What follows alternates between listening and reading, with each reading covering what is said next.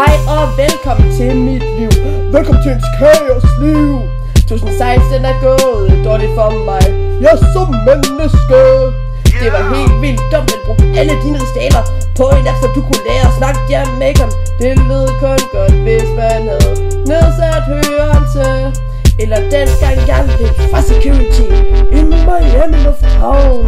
Eller da jeg vågnede op på et bordel og troede jeg var på hotel.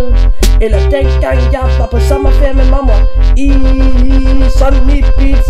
Eller da jeg fik tatoveret 6 små prikker som 1 liter morsmærker. Eller da jeg brækkede mig til Bikram yoga. Eller da jeg startede hundekår. Men det værste var nok, da min fodspecialist sagde, jeg var det største nederlag siden 1864.